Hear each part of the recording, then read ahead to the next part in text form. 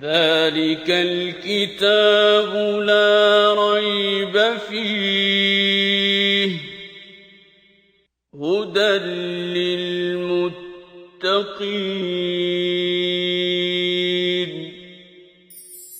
كتاب الله للأرواح روح به تحيا النفوس وتستريح كتاب الله الحمد للہ رب العالمین والصلاة والسلام علی رسولہ الکریم اما بعد فاعوذ باللہ من الشیطان الرجیم بسم اللہ الرحمن الرحیم هو الذی خلقکم من نفس واحدۃ وجعل منها زوجها لیسکن الیہا فلما تغشاها حملت حملا خفیفا فمرت به فلما اثقلت دعوا اللہ ربهما لئن آتیتنا صالحا لنکونن من الشاکرین صدق اللہ العظیم رب اشرح لی صدری ویسر لی امری واحلل عقدۃ من لسانی یفقهوا قولی اللہم ارنا الحق حقا وارزقنا اتباعہ وارنا الباطل باطلا وارزقنا اجتنابہ آمین یا رب العالمین۔ اس مقام پر بھی مشرکین کہ جو جاہلانہ تصورات تھے ان پر تنقید کی گئی ہے، اور مدعا یہ ہے کہ نوع انسانی کو ابتداءً وجود بخشنے والا بھی اللہ ہے، اور اب جو بھی انسان پیدا ہوتا ہے اس کی زندگی اور اس کی موت، اس کا کل اختیار بھی اللہ تبارک و تعالیٰ کا ہے، لہٰذا اللہ کی عطا ہے، اللہ ہی کا شکر گزار ہونا چاہیے۔ هو الذی خلقکم من نفس واحدہ، وہ اللہ ہی ہے جس نے تمہیں ایک جان سے پیدا کیا، وجعل منها زوجها، اور اسی جنس سے اس نے پھر تمہارا جوڑا بنایا، لیسکن الیہا، تاکہ اس کے پاس سکون حاصل کرو۔ فلما تغشاها، جب اس نے ڈھانپ لیا، مرد نے عورت کو ڈھانپ لیا، حملت حملا خفیفا، تو اسے ایک خفیف سا حمل رہ گیا، فمرت به، جسے لے کر وہ چلتی رہتی، فلما اثقلت، اور جب وہ بوجھل ہو گئی، دعوا اللہ ربہما، تو دونوں نے مل کر اللہ سے دعا کی، لئن آتیتنا صالحا، اے رب ہمارے اگر تو ہمیں صالح بچہ عطا فرمائے گا، لنکونن من الشاکرین، تو ہم تیرے شکر گزار بنیں۔ فلما آتاہما صالحا، اور جب اللہ تبارک و تعالیٰ نے وہ بچہ صحیح اور سالم بخش دیا، جعل لہ شرکاء فیما آتاہما، تو انسان کا پھر حال یہ ہے کہ وہ اس کی بخشش اور عنایت جو اللہ کی ہے اس میں وہ دوسروں کو شریک بنانا شروع کر دیتا ہے کہ یہ فلاں کے کرم سے ہوا، فلاں کی رحمت سے ہوا، فلاں مزار پہ دعا کی تھی، یا فلاں بت کے پاس گئے تھے، جو مختلف تصورات ہیں۔ فتعال اللہ عما یشرکون، اللہ بالا تر ہے اس شرک سے جو یہ لوگ اس کے ساتھ بناتے ہیں۔ یشرکون ما لا یخلق شیئا وهم یخلقون، کیا یہ ان کو اللہ کا شریک بناتے ہیں یہ نادان لوگ جو کہ خود مخلوق ہیں اور وہ کوئی شے تخلیق نہیں کرتے۔ دنیا میں اللہ کے سوا جس کی بھی پرستش کی گئی، جس کو بھی معبود سمجھا گیا، جس کو سفارشی سمجھا گیا، وہ سارے کے سارے اللہ کی مخلوق، کوئی پادری ہو، کوئی پروہت ہو، کوئی پیر ہو، یہاں تک کہ اللہ کے پیغمبر بھی، وہ بھی اللہ ہی کی مخلوق ہیں۔ اور اگر کوئی پتھر کی پرستش کر رہا ہے، پتھر بھی اللہ کا بنایا ہوا ہے، کسی شجر کی، کسی درخت کی، کسی جانور کی، اجرام فلکی کی، جو بھی شے دنیا میں پوجی گئی، جس کو بھی انسان نے یہ سمجھا نادانی کی بنیاد پر، جہالت کی بنیاد پر، لا علم کی بنیاد پر، غفلت کی بنیاد پر کہ یہ میرا معبود ہے، حقیقت میں وہ سب کے سب مخلوقات میں شامل ہیں، خالق صرف ایک ہے، وہ اللہ تبارک و تعالیٰ کی ذات ہے۔ اور حقیقت یہ کہ بڑے سے بڑا مشرک بھی یہ ماننے کے لیے تیار نہیں ہے کہ مخلوقات کی تخلیق اللہ کے سوا کسی نے کی۔ کوئی بھی اپنے بت کو، اپنے دیوتا کو، اپنے دیوے کو یہ نہیں کہے گا کہ یہ خالق ہیں۔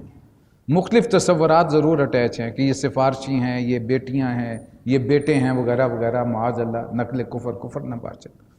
خالق تخلیق کار صرف اللہ تبارک و تعالیٰ کی ذات ہے۔ ولا یستطیعون لهم نصرا ولا انفسهم ینصرون، یہ نہ تو ان کی مدد کر سکتے ہیں، خود اپنی مدد پر بھی قدرت نہیں رکھتے۔ وَإِن تَدْعُوهُمْ إِلَى الْهُدَىٰ لَا يَتَّبِعُوكُمْ، اگر تم انہیں دعوت دو کہ وہ تمہارے پیچھے آئیں، تم انہیں سیدھے رستے پر آنے کی دعوت دو تو وہ نہیں آئیں گے. سواء علیکم ادعوتموہم ام انتم صامتون، ان لوگوں کو تم پکارو یا خاموش رہو، دونوں صورتوں میں برابر ہے، تمہارے لیے یکساں ہے. ان الذین تدعون من دون اللہ عباد امثالکم فادعوہم فلیستجیبوا لکم ان کنتم صادقین. تم اللہ کو چھوڑ کر جنہیں بھی پکارتے ہو وہ محض بندے ہیں جیسے تم اللہ کے بندے ہو، ان سے دعا مانگ کے دیکھ لو، یہ تمہاری دعا کے جواب میں کچھ نہیں کہہ سکیں گے. ان کے بارے میں اب تم کیا خیالات، تمہارے یہ صحیح ہیں یا نہیں؟ اگر تم سچے ہو تو ذرا غور کرو ان حقائق پر اور حقیقت تک پہنچو کہ ان کی اصل حقیقت ہے کیا. الہم ارجل یمشون بہا، اور مزید غور فکر کی دعوت دی گئی کہ کیا ان کے پاؤں ہیں جو چل سکتے ہیں. اب جو بھی بت پوجے جاتے تھے، جنہیں دیوی دیوتا سمجھتے تھے، ان میں ظاہر ہے کہ بت ہے جہاں ٹنگا ہوا ہے، ٹنگا ہوا تو اس بات کا بھی محتاج ہے کہ اگر آپ نے اسے اٹھا کر کہیں رکھنا ہے تو آپ خود اٹھا کر کے رکھیں گے، وہ خود حرکت نہیں کر سکتا. ام لہم ایدی یبطشون بہا، کیا ان کے ہاتھ ہیں جن سے یہ پکڑ سکیں؟ ام لہم اعین یبصرون بہا، کیا ان کی آنکھیں ہیں کہ ان سے دیکھ سکیں؟ وہ آج کل وہ بڑے خوبصورت انہیں رنگ ضرور کر دیے جاتے ہیں، لگتا ہے ایسے ہی جیسے کہ دیکھ رہے ہوتے ہیں، لیکن حقیقت میں وہ نہیں دیکھ سکتے، اس کے لیے کہ ان کی اصل حقیقت میں تو آنکھیں ہیں نہیں. ام لہم آذان یسمعون بہا، کیا ان کے کان ہیں کہ تمہاری فریاد کو سن سکیں؟ قل ادعوا شرکاءکم ثم کیدونی فلا تنظرون، فرمایا گیا کہ ان سے کہیے نبی صلی اللہ علیہ وسلم کہ اپنے ان ٹھہرائے ہوئے شریکوں کو تم سب مل کے ان سے، اور تم بھی ان کے ساتھ مل جاؤ، جو تدبیر میرے خلاف کر سکتے ہو کرو. چیلنج دیا گیا اب کھلا، یہ سارے معبود بھی اکٹھے ہو جاؤ، تم سارے مشرک بھی اکٹھے ہو جاؤ، اور نبی صلی اللہ علیہ وسلم سے کہلوایا جا رہا ہے کہ میرے خلاف جو بھی تم تدبیر کر سکتے ہو، سازش کر سکتے ہو کر لو، فلا تنظرون، اور مجھے کوئی مہلت مت دو. ان ولی اللہ الذی نزل الکتاب، میرا پشت پناہ، میرا حامی، میرا مددگار تو میرا رب ہے جس نے یہ کتاب مجھ پہ نازل کی ہے. وَهُوَ يَتَوَلَّى الصَّالِحِينَ، اور وہی ہے جو نیک انسانوں کی حمایت کرنے والا ہے. وَالَّذِينَ تَدْعُونَ مِن دُونِهِ، اس کے برعکس تم جنہیں اللہ کو چھوڑ کے پکارتے ہو، لا يَسْتَطِيعُونَ نَصْرَكُمْ وَلَا أَنفُسَهُمْ يَنصُرُونَ، وہ نہ تو تمہاری مدد کر سکتے اور نہ خود اپنی مدد کرنے کے قابل ہے. ان تدعوہم الی الہدی لا یسمعوا، اگر تم انہیں سیدھے رستے پر آنے کی دعوت دو گے تو وہ تو تمہاری بات سن بھی نہیں سکیں گے. وتراہم ینظرون الیک وہم لا یبصرون، بظاہر تم کو ایسا نظر آتا ہے کہ وہ تمہیں دیکھ رہے ہیں، مگر فی الواقع وہ کچھ بھی نہیں دیکھ رہے. خذ العفو وامر بالعرف، اے نبی صلی اللہ علیہ وسلم ان سے ابھی نرمی کا رویہ اختیار کیجئے، لیکن معروف کی تلقین انہیں کیے جائیے. وعارض عن الجاہلین، اور جاہلوں سے الجھنے کی ضرورت نہیں ہے، جو ہٹ دھرمی پہ اڑے ہوئے ہیں اور جواب کا ترکی بترکی جو ہے وہ جواب دینے کی کوشش کرتے ہیں، ان سے آپ اعراض کیجئے. وَإِمَّا يَنزَغَنَّكَ مِنَ الشَّيْطَانِ، اور اگر کبھی شیطان تمہیں اکسائے، نزغ فاستعذ باللہ، تو اس کے اس اکسانے پر اللہ کی پناہ میں آ جائیے. انہ سمیع علیم، بے شک وہ سب کچھ سننے والا اور سب کچھ جاننے والا ہے.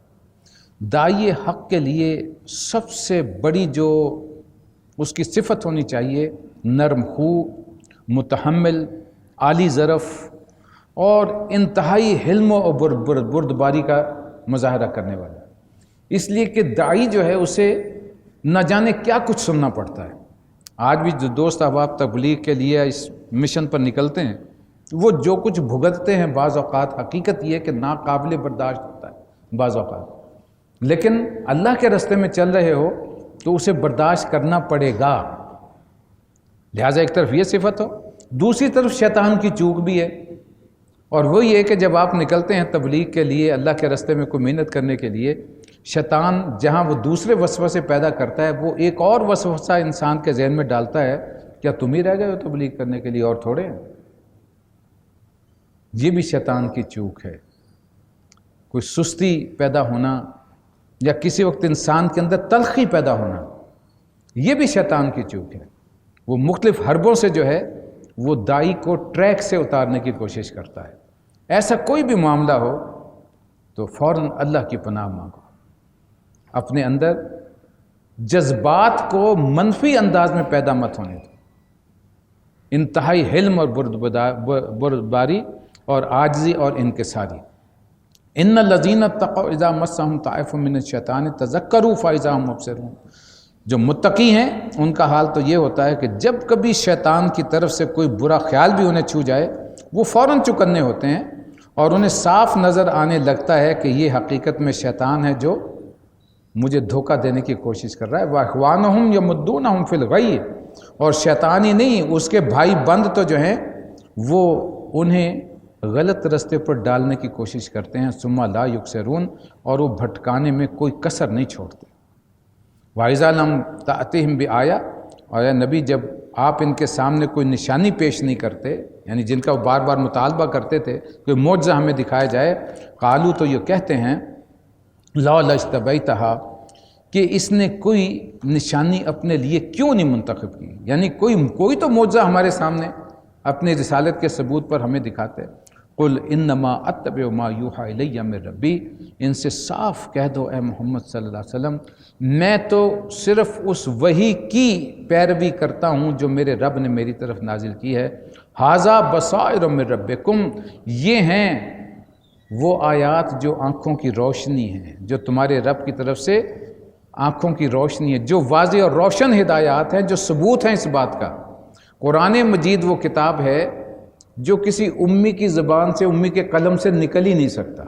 نبی اکرم صلی اللہ علیہ وسلم نے کوئی دنیا کا علم جو ہے جس طرح اسکول کالج اور اس قسم سیکھا جاتا ہے کچھ نہیں سیکھا۔ پہلی وحی جب نازل ہوئی ہے اور حضرت جبریل علیہ السلام تشریف لائے ہیں تو انہیں پہلا جو جملہ تھا اقرا، پڑھیے، اور کوئی لکھی ہوئی شے سامنے رکھی گئی اور آپ فرما رہے ہیں ما انا بقاری، میں تو پڑھنا جانتا ہی نہیں۔ اور ان لوگوں کے سامنے یہ موجود تھا حقیقت کہ آپ صلی اللہ علیہ وسلم نہ خود لکھ سکتے ہیں۔ صلح حدیبیہ کا معاہدہ ہوا، حضرت علی نے تحریر کیا ہے رضی اللہ تعالیٰ عنہ، اور جب سہیل ابن عمرو نے اعتراض کیا کہ یہ محمد رسول اللہ کیوں لکھا ہے، اگر ہم اس پہ دستخط کریں گے اس کا مطلب ہم نے آپ کی رسالت کو مان لیا۔ یہاں لکھی محمد ابن عبداللہ اور قریش کے درمیان یہ معاہدہ ہے۔ تو آپ نے فرمایا حضرت علی رضی اللہ تعالیٰ عنہ سے کہ اے علی، یہ رسول اللہ کا لفظ یہاں سے ختم کر دو، مٹا دو، اسے کاٹ دو۔ اور حضرت علی فرما رہے ہیں کہ یا رسول اللہ مجھ میں یہ جرت نہیں ہے کہ میں یہ لفظ کاٹ سکوں۔ آپ نے فرمایا اچھا مجھے بتاؤ کہاں لکھا ہے۔ گویا آپ پڑھنا بھی نہیں جانتے تھے، اگر پڑھنا جانتے تو آپ کہتے کہ ہاں میں چلاؤ مجھے دو، میں مٹا دیتا ہوں، اور اس لفظ کو مٹا دیتے۔ لیکن آپ نے فرمایا مجھے بتاؤ کہاں لکھا ہے تاکہ میں اسے اپنے قلم سے حذف کر لوں۔ اور ان کی زبان سے قرآن جیسا کلام آ رہا ہے تو رسالت کا اس سے بڑا اور ثبوت کیا ہو سکتا ہے۔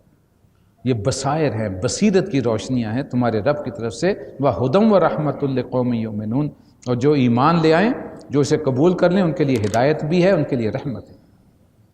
اور اس کی تمہیں کتنا احترام کرنا چاہیے۔ وَإِذَا قُرِئَ الْقُرْآنُ، اور جب قرآن تمہارے سامنے پڑھا جائے، فَاسْتَمِعُوا لَهُ، توجہ سے سنو، وَأَنصِتُوا، اور خاموش رہو، لَعَلَّكُمْ تُرْحَمُونَ، تاکہ تم پر بھی اللہ کی رحمت ہو جائے۔ یہ بھی ہمارے ہاں آج کل ایک بڑی عجیب و غریب آپ دیکھیں گے، یہ گھروں میں بھی بازاروں میں بھی صبح آئیں گے اور وہ کیسٹ سے یا کسی چیز سے جو وہ پلے کر دیں گے، تلاوت چل رہی ہے برکت کے لیے، اور ساتھ ہی جھاڑو دینا شروع کر دیتے ہیں دکانوں میں، صفائی شروع ہو جاتی ہے اور دوسرے کام ہو رہے ہوتے ہیں، سیٹنگز ہو رہی ہوتی ہیں۔ وہ قرآن اللہ کا حکم ہے جب پڑھا جائے، تمہیں سنایا جا رہا ہو، توجہ سے سنو، خاموش رہو، اب ساری توجہ اس طرف ہونی چاہیے۔ اور ہم اپنے تئیں برکت حاصل کر رہے ہیں اور قرآن مجید کی خلاف ورزی کر رہے ہیں۔ یہ ایسی غلط العام ہمارے ہاں مختلف چیزیں پھیلی ہوئی ہیں جس کی طرف کسی کا دھیان ہی نہیں جاتا۔ وہ برکت کی بجائے الٹا عذاب الہی کا مستحق بن رہا ہے انسان۔ تو جان لیجیے کہ جب بھی تلاوت کہیں چل رہی ہو، سنائی جا رہی ہو، آپ کے کانوں میں پڑ رہی ہو، وہ تو پبلک پلیسز پہ کام کرتے ہوئے حرکت کرنی ہی نہیں چاہیے۔ قرآن مجید کو پڑھنے کا، سننے کا ایک سلیقہ ہے، اس سلیقے کے ساتھ، احترام کے ساتھ، ادب کے ساتھ اور اس نیت کے ساتھ اللہ کا کلام ہے، سننا ہے، سمجھنا ہے، اس لیے کہ تاکہ عمل کر سکے۔ اس میں اللہ کی ہدایات ہیں، اللہ کے مطالبے ہیں، اللہ اپنے بندوں سے چاہتا کیا ہے۔ لہٰذا یہ اصول دے دیا گیا، جب آئے فَاسْتَمِعُوا لَهُ، توجہ سے سنو، وَأَنصِتُوا، خاموش رہو، تاکہ تم اللہ کے رحم، اور اللہ کا سب سے بڑا رحم کیا ہے؟ انسان کو ہدایت مل جائے۔ وَاذْكُرْ رَبَّكَ فِي نَفْسِكَ تَضَرُّعًا وَخِیفَةً، اور یاد کرو اپنے رب کو دل ہی دل میں زاری کے ساتھ اور خوف کے ساتھ، وَدُونَ الْجَهْرِ مِنَ الْقَوْلِ، اور پھر بلند آواز سے بھی یاد کر سکتے، بِالْغُدُوِّ وَالْآصَالِ، صبح بھی شام کو، یعنی صبح و شام اللہ کی یاد کو اپنے دل میں بساؤ، وَلَا تَكُن مِّنَ الْغَافِلِينَ، اور غافلوں میں سے ان لوگوں میں شامل نہ ہو جو غفلت میں پڑے ہو۔ اللہ کے کلام کو یہ سمجھو کہ میرے لیے ہدایت نامہ ہے، میں نے اسے روزانہ اس سے ہدایت حاصل کرنی ہے، رہنمائی حاصل کرنی ہے۔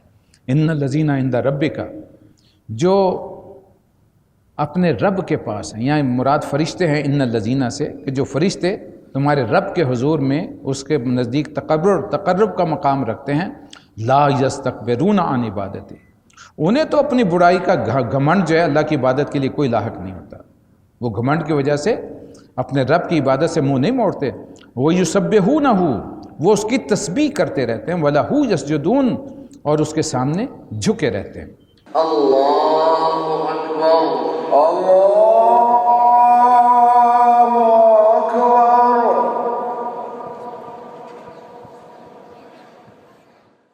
ذلك الكتاب لا ريب فيه هدى للمتقين۔